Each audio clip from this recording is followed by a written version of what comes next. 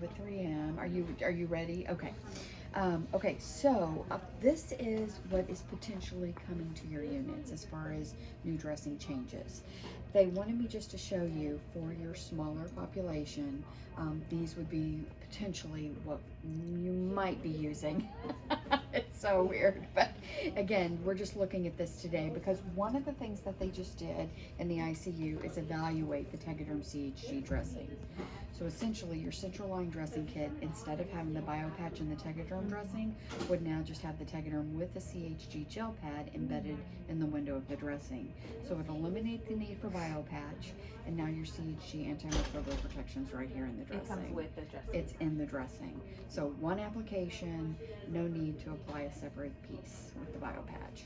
Okay, so I'll do a quick demo on this central line dressing, and then we'll do a dressing together for the port dressing. You can see the gel pad is separate, and that has to be applied first underneath the Huber needle. So we'll do that together, but I'll just show you the dressing here because it's identical to your current central line dressing, your current Tegaderm, with the exception of the gel pad. So the removal's the same. You roll up underneath, there's that perforation under the lumens.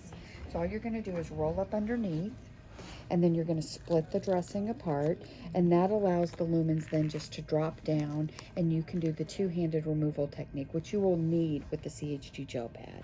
So you're going to remove the dressing with one hand, but you're going to hold the lumens in place with the other. And so what happens here is that gel pad not only is providing the antimicrobial protection, but it's also securing the catheter at the insertion site. So when you're removing this gel pad, you just want to make sure you remove low and slow parallel to the skin. Once you get it off the catheter site here, then you can release the other hand. If the dressing's been on the full 7 days, it could be sticking pretty good to that patient. So just lifting up on the corners to get it moving with your gloves. But I have to say, a little sterile saline or alcohol will get it slickened right up and moving right away from the patient's skin.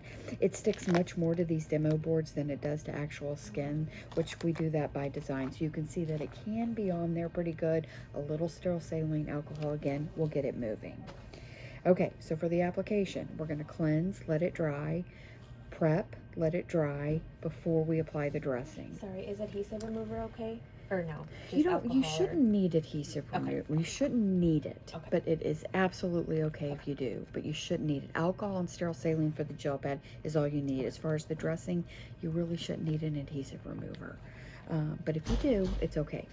So if you use the adhesive remover, then do you need to clean the adhesive remover before you put the new dressing on?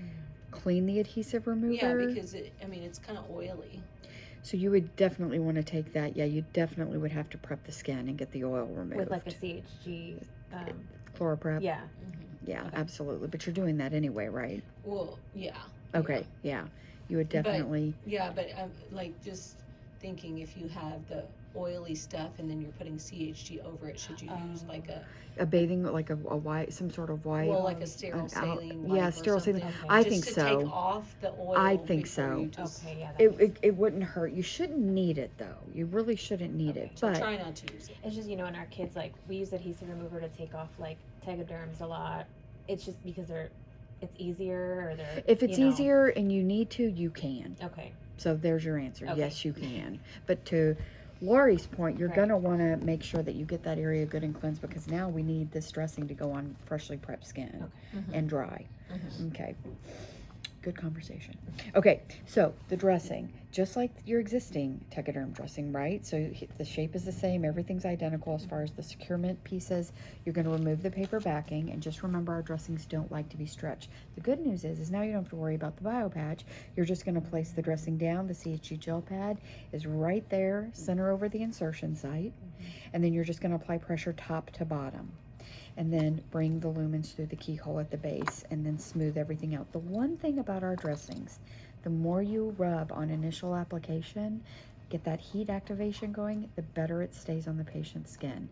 So if you place it down and give it like a quick rub, okay, yeah, it's probably good. Could last for 7 days, but a really nice 5, 10, even 15-second rub, if the patient has difficulty, sweats a lot, you want to give that a really good solid rub. It should stay on the skin pretty well. Okay, remove the outer tabs which house the additional securement strips, and we just recommend that you follow your finger around. to reduce any dressing edge lift. So we like to do the shirt, pants, and belt technique. We've got our shirt on, and now we're going to apply our pants. So the larger securement strip, which has adhesive-free tabs so they won't stick to your gloves, will be applied to secure the base of the dressing. So what we're going to do, shirt, these are the pants, just like at home, we're just going to put our pants on one leg at a time. So we'll secure one side down, leaving a little bit of an opening there to bring the lumens up and over, and then secure the other side down. Remove the adhesive-free tabs and smooth out and secure the edges. And then last but not least will be the belt. This is going to be your documentation strip with your date and initials, and that's going to go right over that keyhole opening for additional securement, again with date and initials, adhesive-free tabs so they don't stick to your gloves, and then again secure the edges. Okay, so now we have a freshly applied dressing. We've got CHG 360 degrees around the insertion site, and this dressing could be good for 7 days. Couple of things to look for. We like to do the eye and the touch test. So the sight and touch. The gel pad is firm. It feels like a Haribo gummy bear. So if you want to touch the green, Okay. so that's a good viable dressing. When it gets really soft, you know there's too much liquid buildup. The liquid can be from perspiration, so any liquid buildup, typically you'll also see it kind of change its nice golden color. You'll see the shape from rectangle start to go a little awry. You can see that here. So that could be too much liquid or too much blood. But here's the thing about blood. Blood is 100% okay inside the gel pad. It was designed to hold blood and be 100% effective. If there's too much blood, you'll know it. Just like liquid, it'll feel soft. You won't feel the firmness here. The other thing to look for with blood is if it seeps outside of the gel pad.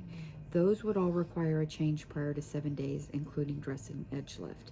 The way to test the gel pad though is in the upper corner. Obviously you don't want to be poking around the insertion site or the hub. You just want to kind of test up here. So when we did the evaluation in the ICU, there were several patients that had a lot of blood in the gel pad, but we were able to determine for the majority of them, all except for one patient, that it was still firm, so it's still 100% effective. Okay, it's only when it gets to that soft point. Any questions on the central line dressing? Okay, so we'll move on now to the port. So the port also has the CHG gel pad. So actually I'll use this one, and if you want to use this one. So we'll start with the removal. You can see that the gel pad is placed underneath the Huber needle, where it should be, right? So it's protecting the insertion site. So the first thing we're going to do is do the removal. It's the same technique as the central line, with the exception of it doesn't have the perforation here. So we do have to remove the individual tape strips. So we'll start with the belt because that's placed on top of the lumen. And one thing about the port dressing I always like to point out is that it feels really flimsy going on, but I have to tell you, once it gets on the patient, it sticks. It even sticks to these boards. So you just kind of roll up on the belt, the documentation strip with your date and initials, and then you just gently remove. And then what we recommend is hanging on to this, because a lot of times you'll need this, or you can use it, not necessarily need it, but you can always use the tape strip to lift up the corners of the additional I was securement gonna say strip. it came off with together. So yeah, so you'll want to, Both yeah, of so, them. occasionally, yeah, so what you'll want to do is kind of come up here Okay. at the base. So we want to do one by one. Yeah, It's you're not gonna do it's good not to you take it both. doesn't have that perforation, so you can't split it open and allow you do Okay. have to remove. There you go, perfect. And then you can use this to kind of get the edges going. There you go. Oh, okay. And then we're going to gently remove this, because remember, this is underneath, supporting the base of the dressing, but it's underneath.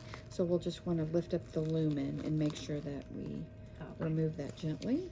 And then last but not least, it's going to be the same thing here. You can use a little bit of this tape to get the dressing moving. There's only adhesive right here on the edge. So all we want to do is just make sure we're holding that lumen while we lift up that adhesive. Once we get it lifted, we can take both hands and remove if we need to. There's no adhesive in the window of the dressing, so it won't de-access for us. We can do that on our own. Okay, and then again, just low and slow parallel to the skin for the removal.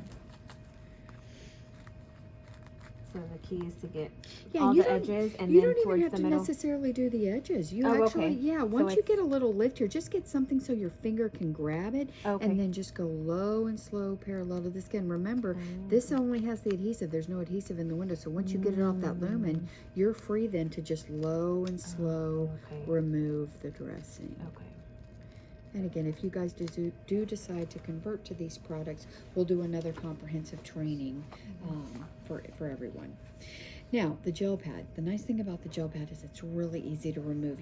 There's 2 tabs on every gel pad. You're going to grab one with each hand, excuse me, and then all you're going to do is just stretch it out.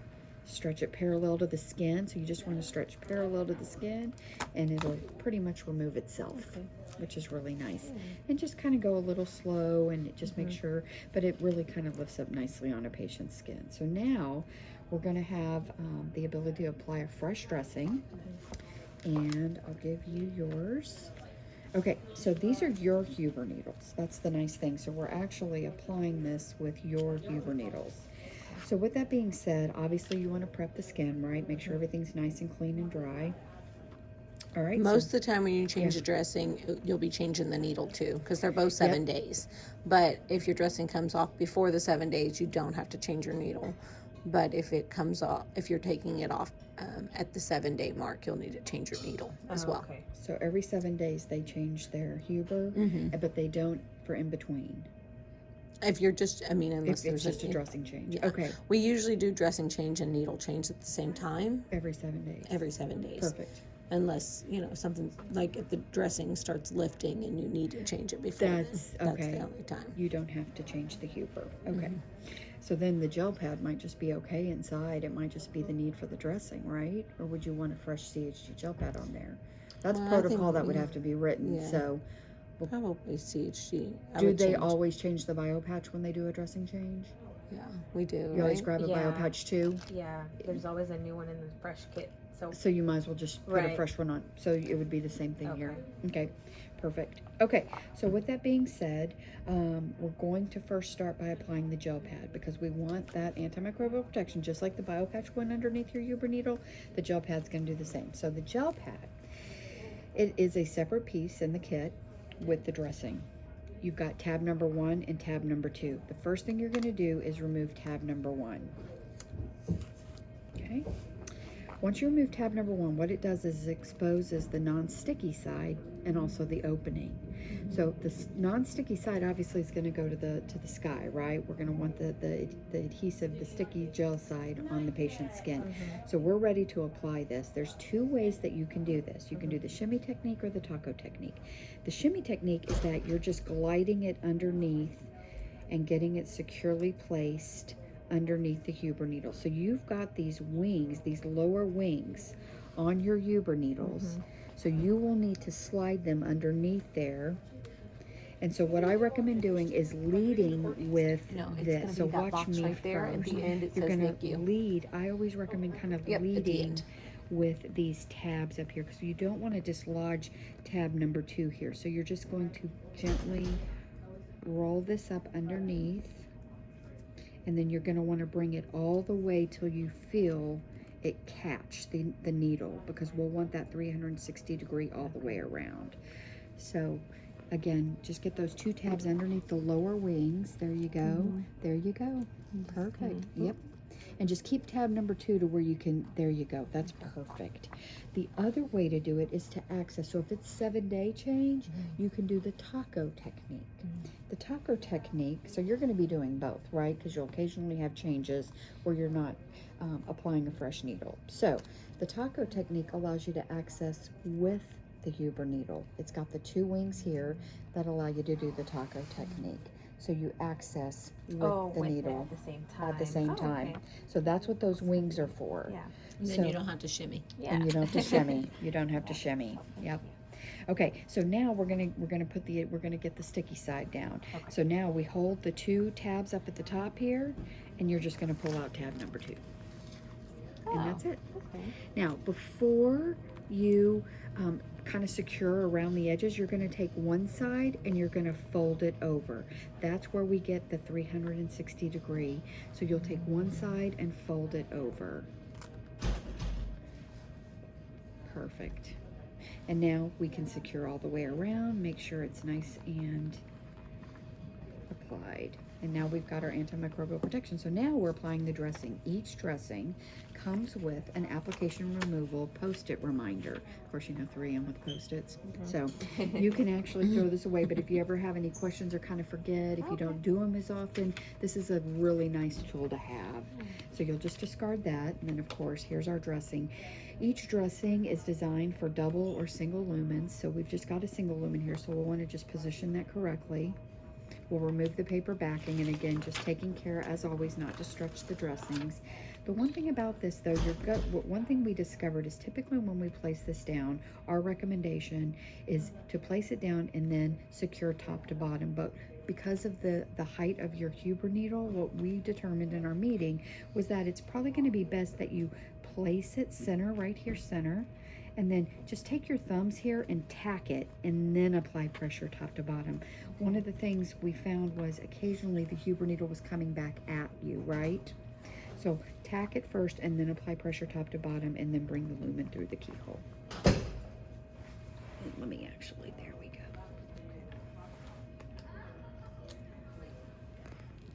Just tap, yep, there you go. And then top to bottom, you want to kind of come here, yeah. Nice.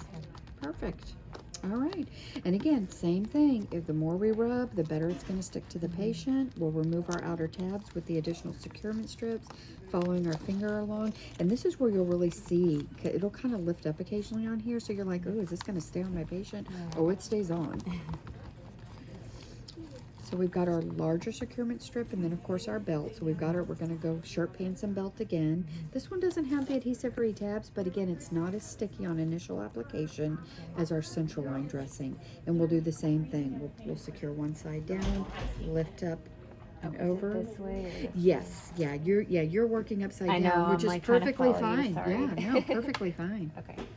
So you'll rotate it around because you'll want that keyhole facing this way, so you can secure one side down, over, and then that you one got goes it. over, Yep. okay. And then lift the lumen. Actually, you're going to lift the lumen up and over. So we'll want this to be underneath the lumen, Oh, just okay. like your central line Okay. dressing. It's identical application to your central line. So the lower securement strip is always placed underneath the lumen. So we've got that securement on the base of the dressing, but it also allows us a little give here, but that's what the documentation strip's going to do. It's going to give us that final piece of securement right over that keyhole, but also the ability to document our date and initials. And then of course, place it down and secure the edges. And now